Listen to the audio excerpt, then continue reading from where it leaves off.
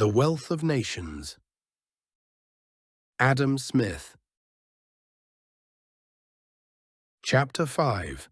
Of the real and nominal price of commodities, or of their price in labor and their price in money. 제5장 상품의 실질 가격과 명목 가격, 즉 상품의 노동 가격과 화폐 가격. But though in establishing perpetual rents, or even in letting very long leases, it may be of use to distinguish between real and nominal price, it is of none in buying and selling, the more common and ordinary transactions of human life. 영구적인 지대를 설정하거나 아주 장기적인 임대 계약을 할 때는 실질 가격과 명목 가격을 구분하는 것이 유용할 수 있다. 하지만 일상적인 매매 거래, 즉 삶 속의 평범한 거래에서는 이 구분이 별로 의미 없다. At the same time and place, the real and the nominal price of all commodities are exactly in proportion to one another. 같은 시간, 같은 장소에서는 모든 상품의 실질 가격과 명목 가격은 정확히 비례한다.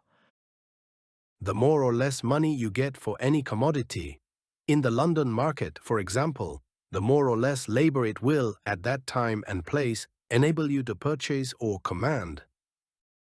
예를 들어 런던 시장에서 어떤 상품을 팔아 더 많은 돈을 받았다면 그만큼 더 많은 노동을 구매하거나 사용할 수 있다는 의미다. At the same time and place, therefore, money is the exact measure of the real exchangeable value of all commodities. It is so, however, at the same time and place only. 따라서 같은 시간과 장소에서는 화폐야말로 모든 상품의 실질 교환 가치를 정확하게 측정하는 기준이 된다. 하지만 이는 동일한 시간과 장소에서만 그렇다. Though at distant places there is no regular proportion between the real and the money price of commodities, 멀리 떨어진 지역 간에는 상품의 실질 가격과 명목 가격 사이에 일정한 비례 관계는 존재하지 않는다.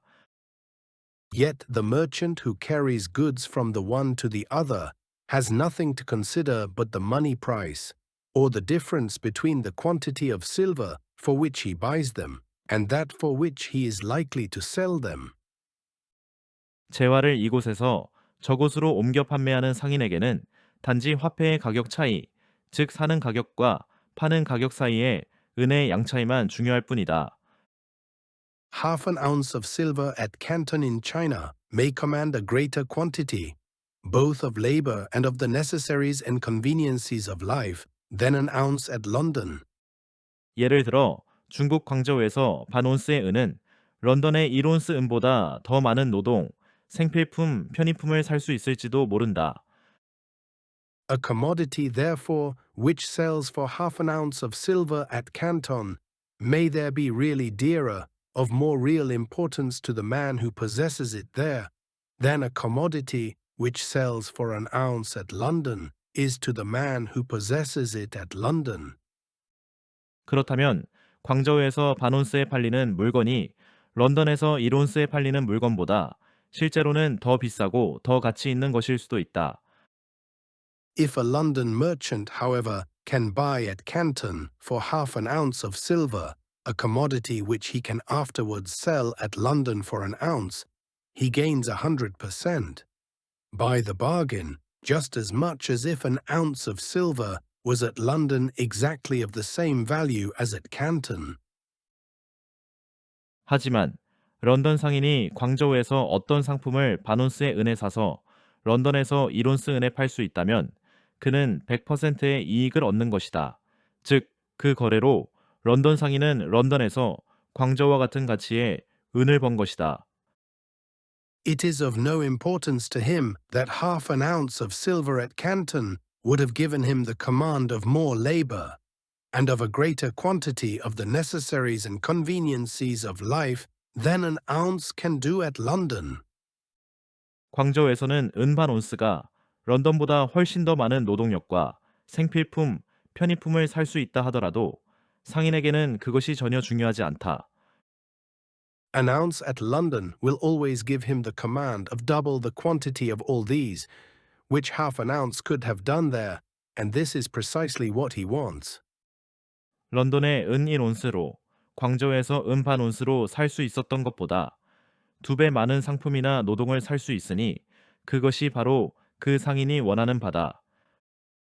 As it is the nominal or money price of goods, therefore, which finally determines the prudence or imprudence of all purchases and sales. 따라서 상품의 명목 가격, 즉 화폐 가격이 결국 모든 구매와 판매가 신중한지 아닌지를 판단하는 기준이 되며 And thereby regulates almost the whole business of common life in which price is concerned. We cannot wonder that it should have been so much more attended to than the real price. 가격이 중요한 대부분의 일상생활을 조절하기 때문에 사람들이 실제 가격보다 명목 가격에 더 주의를 기울여 왔다는 사실은 그리 놀랍지 않다. In such a work as this, however, it may sometimes be of use to compare the different real values of a particular commodity at different times and places, or the different degrees of power over the labor of other people, which it may, upon different occasions, have given to those who possessed it.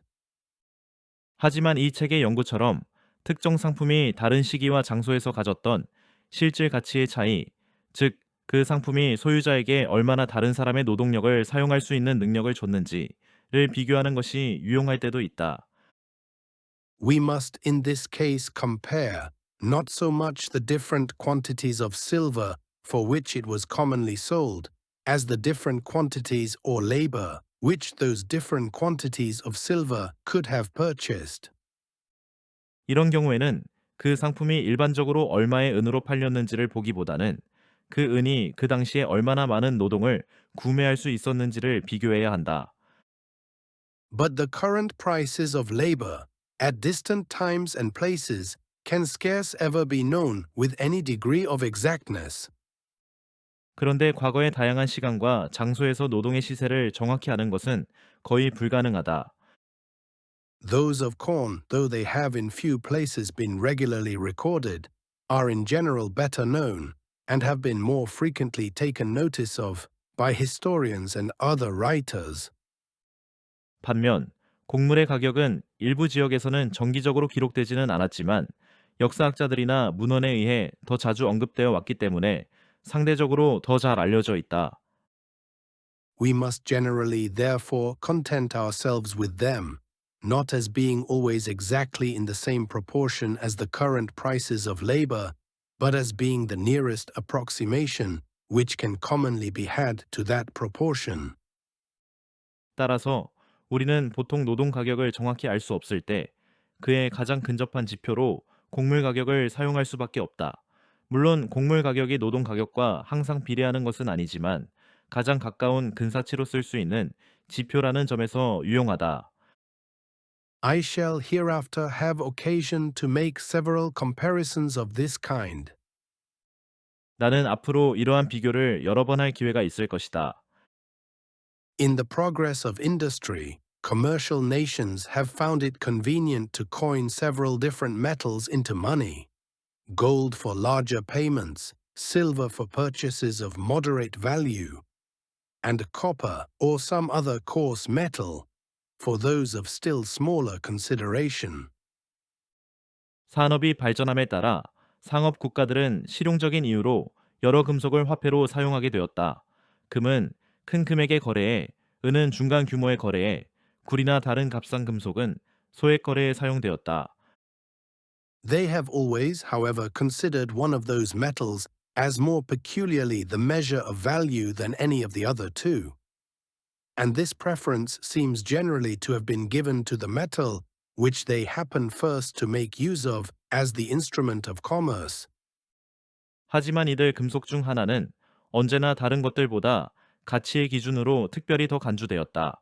그리고 이런 우선권은 대체로 처음부터 상업 거래에 사용되었던 금속에 주어졌다. Having once begun to use it as their standard, which they must have done when they had no other money, they have generally continued to do so even when the necessity was not the same. 처음에는 그것 외에 다른 화폐 수단이 없었기 때문에 기준으로 사용했고 시간이 지나 다른 금속 화폐가 생겼어도 처음 사용하던 금속을 계속 기준으로 삼는 경향이 유지되었다. The Romans are said to have had nothing but copper money till within 5 years before the First Punic War. Pliny, Book 33, Chapter 3, when they first began to coin silver. Copper, therefore, appears to have continued always the measure of value in that republic. 로마인들은 제1차 포엔이 전쟁이 시작되기 5년 전까지는 동전으로는 오직 구리만을 사용했다고 전해진다. 플리니우스, 자연사, 33권 3장. 은하는 포엔이 전쟁. 그때 처음 만들어졌으며 그 전까지는 항상 구리가 가치 측정의 기준이었다. At Rome, all accounts appear to have been kept, and the value of all estates to have been computed, either in asses or in sestertii. 로마에서는 모든 회계장부가 아스 또는 세스테르티우스 단위로 기록되었다. The as was always the denomination of a copper coin. The word sestertius signifies 2 asses and a half. Though the sestertius, therefore, was originally a silver coin, its value was estimated in copper. 아스는 구리로 만든 화폐 단위였고 세스테르티우스는 두아스 반이라는 뜻이다. 비록 세스테르티우스는 처음엔 은하였지만 그 가치는 구리 단위로 환산되어 계산되곤 했다.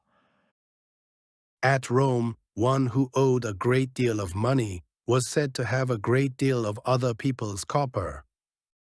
로마에서는 누군가 큰 빚을 지고 있으면 그 사람은 많은 사람들의 구리를 가지고 있다 라고 표현했을 정도로 빚의 가치도 구리를 기준으로 계산되었다.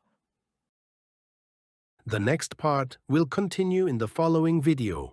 Stay tuned and don't forget to like and subscribe.